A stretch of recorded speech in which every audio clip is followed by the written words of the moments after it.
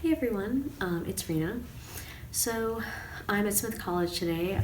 It's not quite the end of my day. It's about, what time is it? Like maybe 5:30. But I thought I would do my little video today now because I'm actually in Kate Soper's office. I've been teaching her composition students, just teaching like lessons.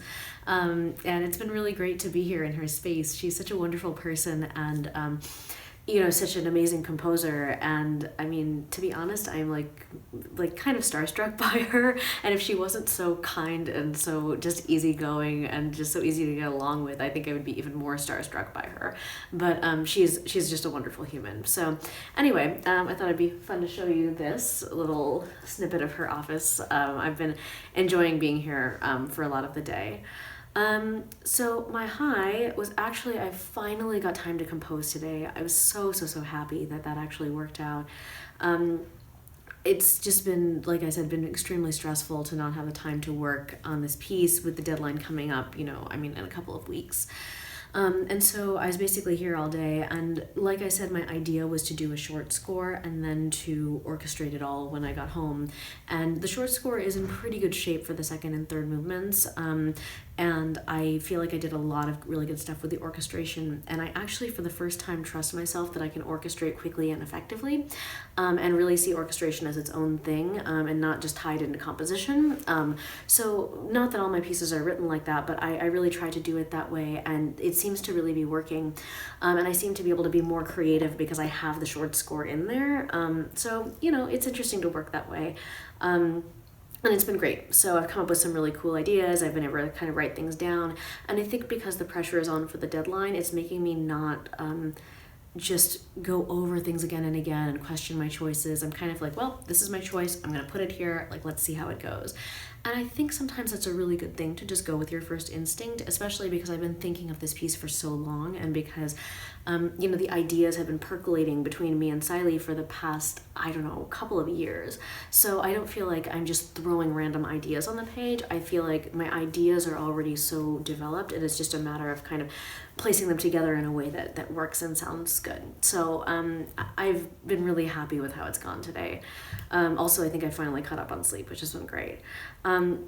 The other high for today, and it's kind of been going on for the past couple days, but I think I just haven't even been able to acknowledge it, is just the other day I got like 3 commissions. I forget if I even mentioned it because I was so exhausted yesterday, but it's kind of feast or famine with commissions, I feel. And I mean, I should rephrase that. It's not that that I have a ton of commissions to work on or no commissions. It's that when people call me, it's usually in large clumps. And I feel like maybe there's a week where, every orchestral conductor like goes through their next season and tries to figure out what to program, and maybe that's why I get so many calls at the same time. I don't know. In any case, that it seems to work that way. So I got these 3 commissions, and I mean, obviously I haven't signed anything yet, so I'm not going to say exactly what they are, but I'll say that there is a possibility of 2 of them in Chicago and then 1 in Santa Fe, but with possibilities of some other things going on. And they're really awesome and pieces that I would super love to write, all like pretty big substantial pieces, and all from really different organizations that I know from different places. So I mean, it's always really nice to be loved and wanted. Unfortunately, one of the ones that was for Chicago, I had a conversation with the conductor today, and they want it sooner than I can write it, and I'm actually writing another piece for the same instrumentation for another group at the exact same time. So I actually asked to have it pushed to next season if possible, and they'll see. You just never know. But at the same time, I mean, I have to say, it, as much as I definitely want to work with this group. They're super amazing, and I would love to work with them. But I also feel like, wow, it feels amazing to be at a point where I actually am working on the things I want to, and can ask someone, can ask a major organization if they'll move something 1 or 2 years out for me, and that they'll consider that. So I don't know, it feels like super awesome. So anyway, they were really nice. And I mean, and I will also say that a lot of times when I was younger, and by younger, I mean like a couple years younger. It's not like, I've been doing this since I was 5. I feel like sometimes it's really important to ask for something from an organization that isn't necessarily in their best interest, but is something that will, be better for you, and just kind of gauge how they respond. And in this case, I asked for something to be moved later, and it would have been way easier if I could have just done it when they wanted me to do it. And they were so gracious and kind, he was like, I'm not sure this is the situation, we had planned for this, and we totally get it that, this is not enough time for a commission of this size. So, let's just see what we can do. And, we're going to keep you on our radar, and we're going to see what we can do. And so it just makes me think like, wow, this is an organization I really want to work with, because they're super awesome. So, and they're being really kind to me, and they're treating me fairly and with respect. And so, that's like just a good way to know, how people are. And I mean, in general, in Chicago, I've honestly found that people have been incredibly nice, because even though it's a big city, it's also a Midwestern city, and they have that really like warm Midwestern kindness that I'm just not used to in some of the bigger cities. Not to say that people on the coast aren't nice too, but I'm sure I'm not alone in thinking that, there's just something really different about the Midwest that I love. So anyway, those are my highs. My low was that I was so stressed last night about this Albany commission that I was basically like having these terrible dreams. And I had this one dream, I mean, they're worth mentioning because it says a lot about kind of where my head is. One dream that I, by accident, like stepped on my childhood friend's mother's dog, and she like kicked me out of my apartment. And I mean, obviously I have my own apartment in real life. I live alone, and I have my own space, and I control my space.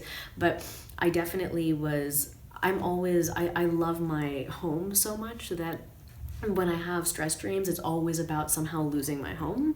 And so I'm just very grateful to live where I live and be able to, have the beautiful space that I do. So it was really funny though. There was this thing about just like by accident stepping on someone's dog and getting kicked out of my house. And the other thing was even funnier is that one of the organizations I worked for, I had a dream that the head of that organization came to me and was like, Reena, we've kind of done the books, and we've realized that, you're only bringing in a couple $1,000s in donations to our organization. So we're actually just not going to really work with you anymore, because we feel like, you're not really bringing in enough money. And I mean, of course, in real life, this would never happen. I mean, I cannot even think of anything further from what would happen, but it was just so funny that like, these are the things that I'm scared about not being valued enough, and being, ousted because I'm not able to produce work or not able to be a certain person. So anyway, I woke up like very disoriented and kind of stressed. So anyway, that was my low. Something I'm glad I did. So I needed to, for a reason that's ridiculous and we don't need to go into it, but like I had a hotel situation where I have to stay 2 nights in one hotel and then 2 nights in a different hotel this trip for Smith. So I'm really glad that I decided to move to the other hotel very early in the day, because it's given me this whole day to write, and I don't have to worry, and I can just have this place where I'm really off the radar, and I can just do what I want. So I mean, I wouldn't be sitting here this happy about my writing schedule if I if I hadn't really woken up and just immediately moved to the next hotel. So I'm really glad I did that. And then one regret I have, which I feel like has been my regret for a lot of the days, so I think I maybe need to do something about it, is that I didn't eat properly. I didn't bring enough food with me. And so I'm here and I really need to work. I'm just taking like a short break from working, and I'm going to work for another hour and then kind of go back and do a lecture with the community engagement department later in the evening, and then go to an orchestra rehearsal after that. So I just didn't plan it correctly, but I really need this time to compose, so I don't quite have a plan for how I'm going to eat, and I'm starving because I haven't eaten since breakfast. So that's kind of where I'm at with my regret, and I just need to be better about planning food. To be honest, I think I've been a little lax about it, because whenever I'm at Smith, I get spoiled rotten by, like I said in the very first video, Judy Gordon, who's this amazing piano teacher and also feeds me so well. So anyway, yeah, she's tied up with some other stuff in the past few days, so I haven't been able to spend that much time with her.